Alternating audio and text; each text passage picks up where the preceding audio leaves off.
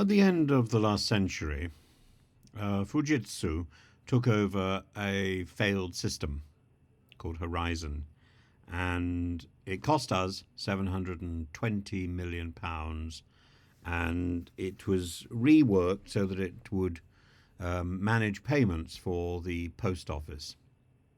Within a year, postmistresses, were being prosecuted. 41 people by the following year, 736 people by 2013.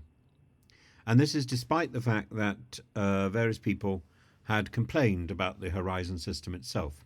People within the post office and people at Fujitsu were aware that there were bugs and errors. And there was an effort by a group called Justice for Sub-Postmasters Alliance to try to campaign for proper justice and to expose the failures of the post office system. Seema Misra, for example, was sentenced to 15 months in prison and for theft. And it seems that this was a completely unreasonable action. She was denied. She was 8 weeks pregnant. She was denied access to the evidence that proved her innocence. It was deliberately withheld. She was denied access. Her barristers were denied access to the data logs required in her defence, and her conviction was quashed in 2021. But of the 700 odd people who were convicted, some of whom served time, quite a lot of whom served time, only 90 odd people have actually had their sentences overturned, because as with Windrush, as with the haemophilia scandal, as with so much of this nonsense where the government and the system has been proven to be faulty, it's up to the victims to come cap in hand to beg the system to look at their individual case. If we know that something is wrong, we should go out of our way to chase the people who have been hurt and to ensure that they are given proper compensation. But more than that, the inquiry into the Horizon problem, and there was a documentary about this as well, has exposed a number of senior lawyers like Brian Altman, Rob Wilson, Jarnail Singh, Womble, Bond, Dickinson, Cartwright, King, various organisations, Herbert Smith Freehills. It's a question mark of competence, at least, is hovering over these individuals and their companies. Were they properly advising the post office? Was the post office, in fact, pursuing a vicious assault on sub-postmasters in order to hide their own stupidity? And it comes in two parts. Number one, this suppression of evidence, which would have saved people from a guilty verdict. And number two, the huge effort that was gone through to try and hide the evidence of a mistake, to paper over the cracks. And people like Catherine Donnelly, KC, who acted for 555 sub-postmasters in a 2019 lawsuit known as the Bates versus Post Office, led to revelations of so much that was wrongful claims for theft, wrongful claims against false accounting, wrongful issues of fraud, all dependent on a faulty IT system, all dependent on this Horizon system on which the post office had staked its reputation. saying it doesn't matter how much you are alleged to have stolen. The issue is you play by the rules, no matter how much is at stake. And 700 people were convicted using the data, the faulty data from Horizon. Multiple suicides.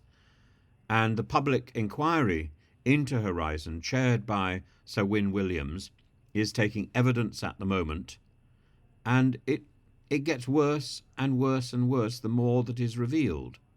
It's not just, as I say, it's not just about an accident of a faulty IT system. It's about the efforts that went into hiding evidence that proved people's innocence and trying so hard to paper over the cracks and pretend that everything was all right after the scandal broke. So blocking disclosure, a key part of the Post Office's legal strategy, it's now emerging, according to Donnelly. Exploiting an imbalance of knowledge about the Horizon system. So the bosses knew this was faulty, and the sub-postmasters were trying to work out how on earth could I be guilty of theft when I know I have been scrupulous? And yet the information was withheld. They were trying to prevent key documents from being examined. Patrick Green, KC, another lead barrister on the team trying to get to the truth. He said that lawyers were being encouraged to take sides and to, should we say, bend the evidence. It's really disturbing. People like Rob Wilson, Jarnail Singh, Juliet McFarlane were told there were bugs in the Horizon system. And yet they didn't betray that information. They didn't let on. So the people who were being prosecuted were not in a position to use that as a defense. It's unreasonable. It's unnecessary. It's time-consuming. It's expensive. And ultimately it shows the dark underbelly of the legal system. Not only just of the failure of the Post Office, but also the failure of our legal system. And Wilson, Singh, McFarlane should surely have been referred to the Solicitors Regulation Authority. Their conduct was surely a breach, a serious breach of the rules. And yet, nothing has been said. Nothing has been done. And so many of the people who were prosecuted, who were found guilty, have still not been exonerated, have still not been chased up and declared free and guiltless. Because it's their responsibility in our perverted system, their responsibility to go cap in hand to the system to say, please, we know that you've done wrong. We know that you've made a mistake. Please, can you let me be heard? Why should these people need to be begging for the justice which should be handed out by our systems, by the legal systems that we've got? Why is it that when it's the system which is at fault, the system is so slow and reluctant to act? Why? Because it's all about control? I don't believe that. I don't subscribe to that view. I don't subscribe to the idea that the law in the UK is thuggish and it's just simply about who's got the upper hand. I believe the law is blind. I believe when the law makes a mistake, the law should stand up and say, I'm sorry, we've made a mistake. We will take it on ourselves. We will spend the extra money to find the people who have been wrongly prosecuted, and we will track them down and we will declare them innocent. But that doesn't seem to be what's happening, is it? What's happening is we're saying, here's the system. You come and beg for it. Oh, and the blood people. People who've been given contaminated blood. Come and beg for it. A windrush. Come and beg for it. Andrew Malkinson. Come and beg for it. I know we promised you compensation, but come and beg for it. Eventually, in 2 or 3, 4, 5, 6, 7, 9 years' time, we might give you something. A few crumbs. If you beg. Is that the reputation we want of British justice? Because this is the way to ruin British justice. Not only this, of course, but also the government declaring that what is said in the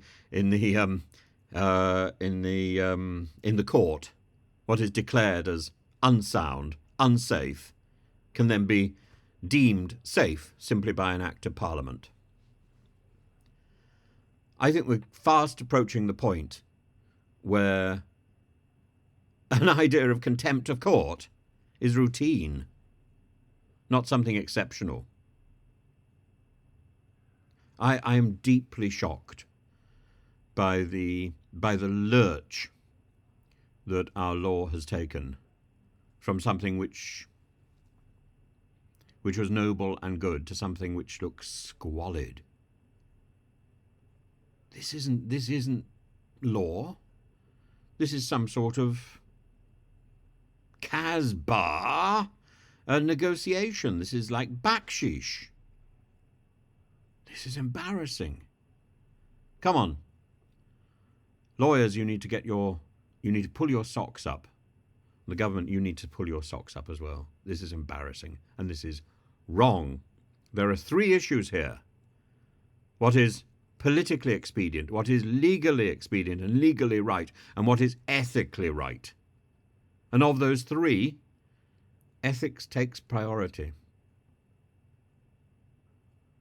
And we are failing ethically in the same way as we are failing these sub-postmasters, sub-postmistresses. We are failing them. And we are failing Andrew Malkinson. And we are failing the people who've been handed contaminated blood. And we are failing Windrush.